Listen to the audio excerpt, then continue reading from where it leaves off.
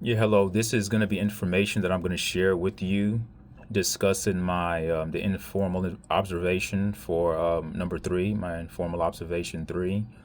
I had a session, a meeting with the Spring Forest Middle School instructional leadership team, which consisted of the principal and all the APs. And I wanted to present to them. This was a presentation. This was a meeting that I called out to do before the year started because I wanted us to all be on the same page in the approach that we're going to take in shaping campus culture, which deals with domain one and competency one. And even though we tend to sort of want to separate instructional practices from behavior and campus culture stuff, but both are inextricably intertwined. You can't separate the two. You can't say campus culture doesn't affect what goes on in the classroom. So if we want better outcomes and desired outcomes academically from students, it's incumbent upon us as instructional leaders to make sure that we're setting up a campus culture that's conducive to students being successful inside the classroom. So I tried to do this on YouTube before, but I wasn't able to upload for some reason. So now I have to kind of hold my cell phone and do this. So you're going to see me navigate from my face to my laptop. And what I'm going to show you on my laptop is what I presented to the ILT team earlier on this week. Okay, this is the presentation, campus culture for Spring Forest Middle School. And of course, every time that I speak with principals, because I have 9 schools that I work with, every time that I speak to parents or teachers or principals, whoever I'm speaking to, I'm always going to go over the district's core values, which is every child, collective greatness, collaborative spirit, limitless curiosity, and moral compass. And of course, the learning environment is what we're going to be focused on because the learning environment is very critical in terms of how we want students to perform academically. So as you can see here, it says August 13th, which is the first day of school, to September 9th. We want teachers to focus heavily on classroom environment. This is important. This is also an incentive for them to make sure that they're doing these things because it's tied to their T-test. When they're getting observed by their instructional leaders, incorporating these practices inside the classroom are going to be very critical, like establishing 3 to 5 positive, clear expectations. And that's already fleshed out because the school is a PBIS campus and they are using the R.I.S.E matrix as their motto, R.I.S.E. That right there is 4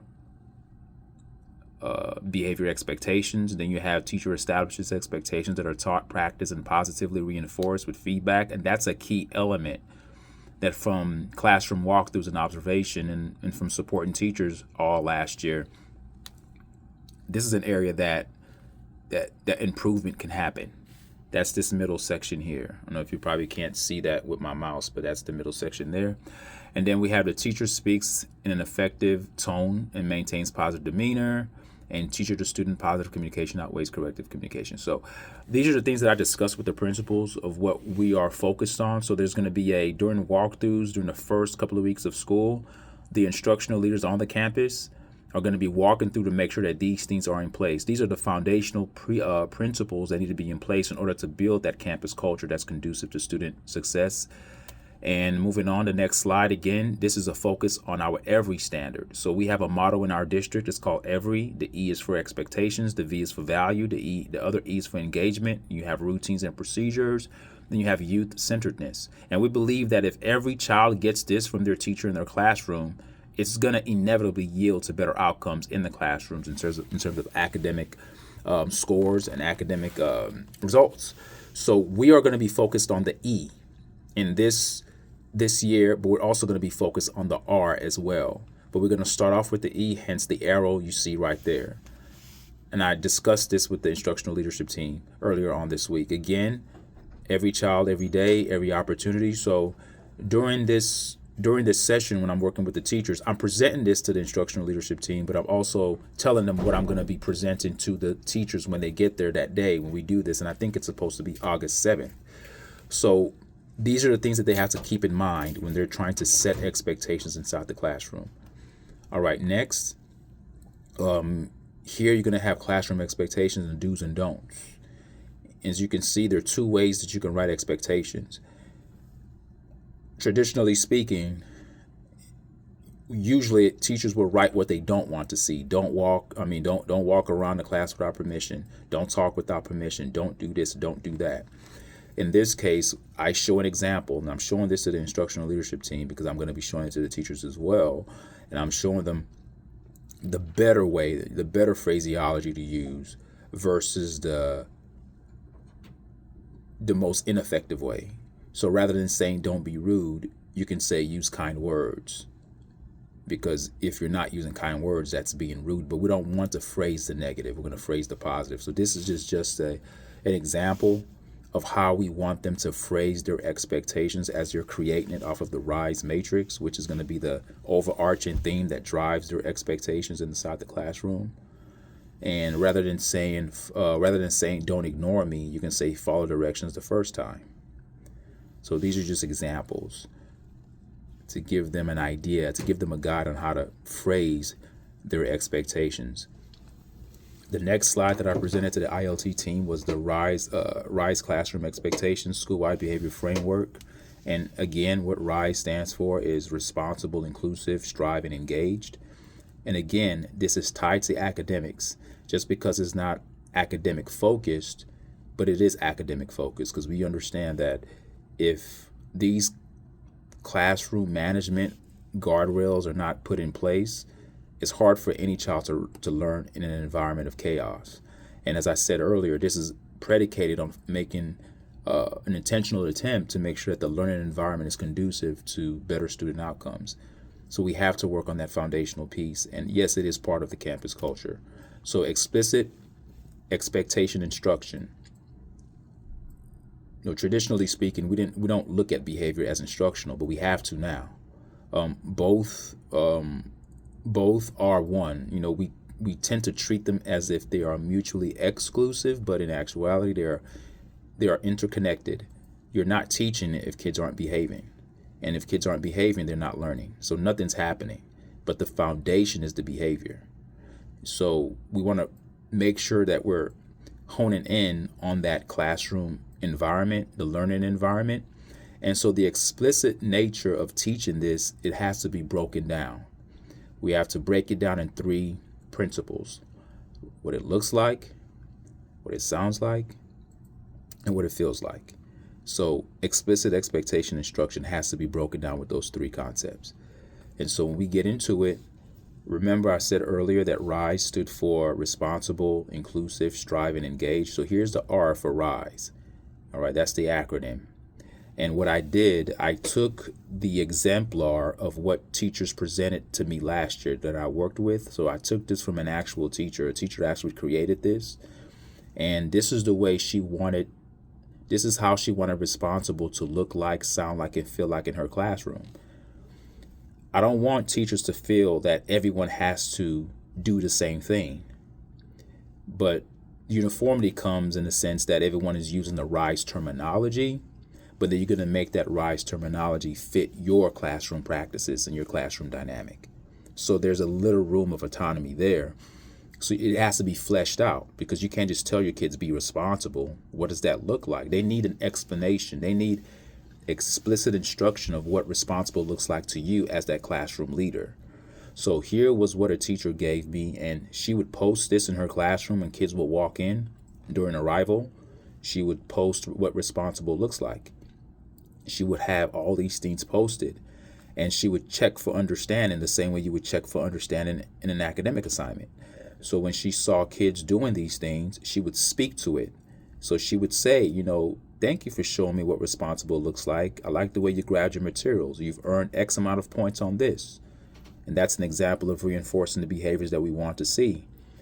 Behaviorally, on the same parallel, academically, if they come in as they came in and they're doing their do now, you can also speak and give them feedback on their do now as well, but it has to be initiated by the behavior. You can't complement the academic product until you focus on the behavior that's driving the academic product. Because how is a student going to do their work if they're not doing it the way you want them to do it? Can they complete their do now talking? No, it can't be completed because they're being distracted. So even the academic performance has to be substantiated by the behavior that you are expecting to see. So the behavior comes first, and the academics is just a symptom of the behavior that feeds into them giving you an academic product, because you have to be able to behave to actually produce. So this is what she did that was so marvelous, because she would have this and she would walk around with her clipboard, and if she saw the students displaying what it looks like or what it sounds like and what it feels like, she would speak to it. And then she would also use this to redirect. She would say, okay, you're not showing me what it sounds like, because they know they're supposed to be quiet. She's not saying don't talk or be quiet.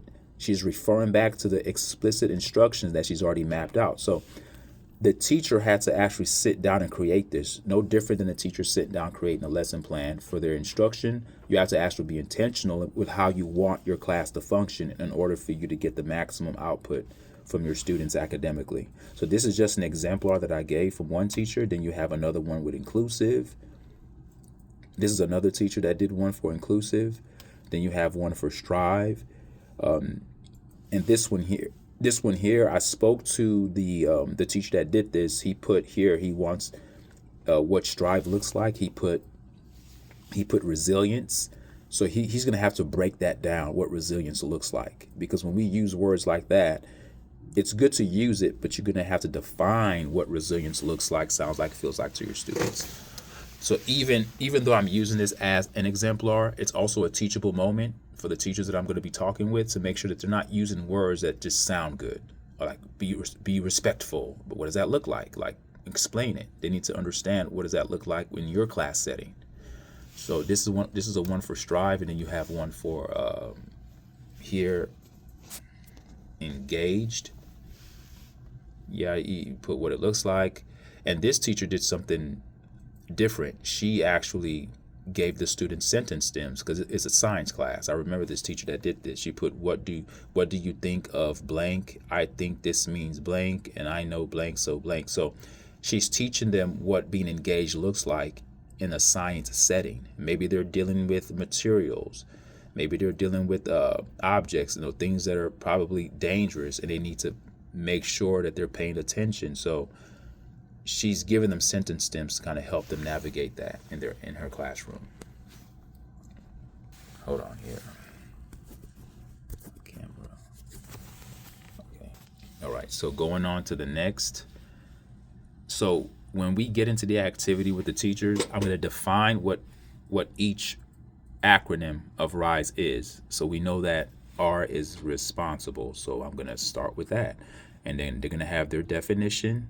The definition is going to help them dive a little bit deeper how to flesh that out for their classroom. So for instance, we know that the definition of a responsible student is a student that comes prepared, follows expectations, completes tasks, makes safe choices, and takes ownership of their action and learning, correct? So we know that, but I don't want the teachers to repeat what responsible means for how it looks like in their classroom. I need them to take the definition and think ahead of how they want their class to function, and just use the definition as a guiding principle to help them create what it looks like. Now, some of the words may transfer. I'm sure, being responsible, being prepared, you may see that, but I don't want them to copy word for word. So after they see the definition of responsible, they're gonna have what it looks like, what it sounds like, and what it feels like. And this is when they actually write it in, and they create it. It's going to take some thought. It's going to take some intentionality to actually get this done. And that's what they're going to do. And then next, you have the definition of inclusive. Okay, now definition of inclusive, you have the definition, and then from there, so on and so forth. They're going to take the time to create it for each acronym. It takes time, but I need the teachers to know that if you want a functioning classroom and you want behaviors to be managed, there needs to be a considerable amount of time that you put into fleshing out the expectations of your classroom. You can't just post rules or expectations on your wall and not make it a living, breathing document. You have to embed it into your instructional practice. And I'm going to go into detail with that. So these are all the things that I was discussing with the ILT team. And then you have strive definition. Then you have the three areas that they do it in, the what looks like, sounds like, feels like. Then you have the engaged part, the definition. Then you have what it looks like, sounds like, feels like. And then we go into an activity, right? And now that I've given them the examples, they're going to have time to work through that, okay? And then next, they're going to pair and share with the purpose. They're going to read their expectations out loud. They're going to share one way they would teach, model, and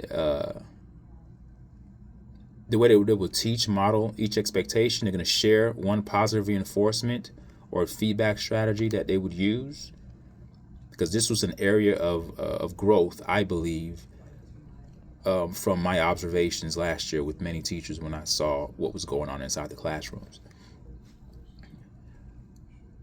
Next, we have a group debrief. I want the teachers to talk about their favorite expectations. A simple way to reinforce it. I want them to start thinking on this lens and thinking on this frequency, because that's what's going to get them to be able to internalize it and be able to make it a part of their everyday practice. Now we're going to get into the meat of the session, and this is what I shared with the ILT team. I showed them. I said, this is an exemplar. This is what I want teachers to think of when they're thinking about setting up routines and procedures, but still using that R.I.S.E framework as the overarching theme to drive what they do inside the classroom. So everything that's being done in the classroom requires a routine and procedure. It can't just be, well, I hope they do it right.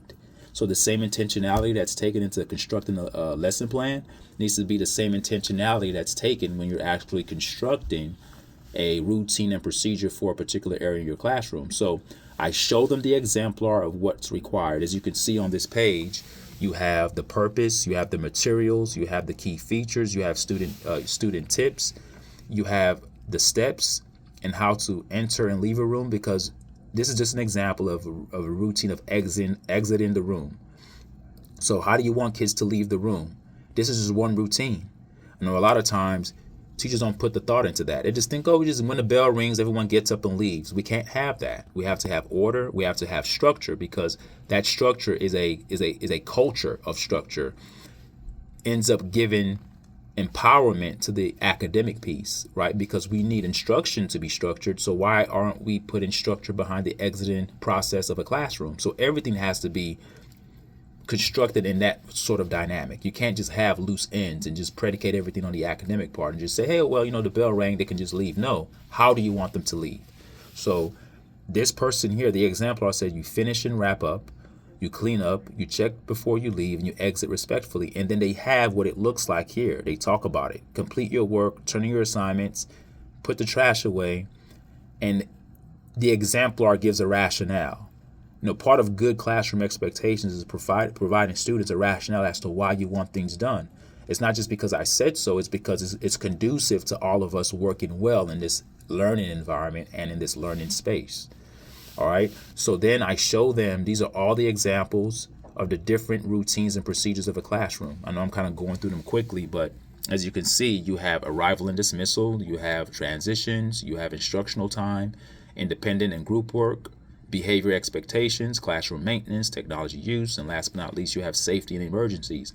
So what I'm going to ask the teachers to do on the time when I do present this to them, they're going to actually pick three areas that they want to focus on. Ideally, we would want all 8, but we won't have time that day.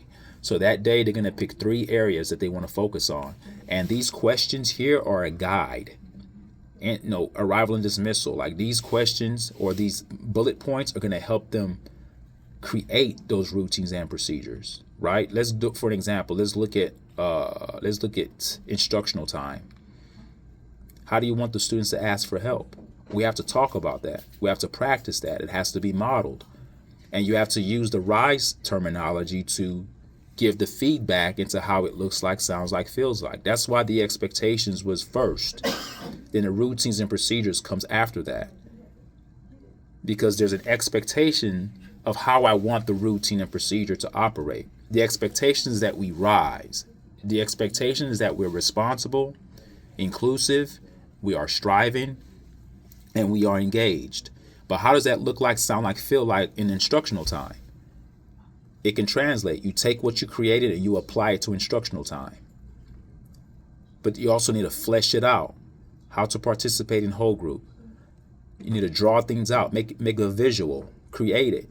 And then when that time comes, you have to have a way of showing it to your classroom prior to them getting into that transition, because that means you're setting them up for success. You're not just expecting them to know it.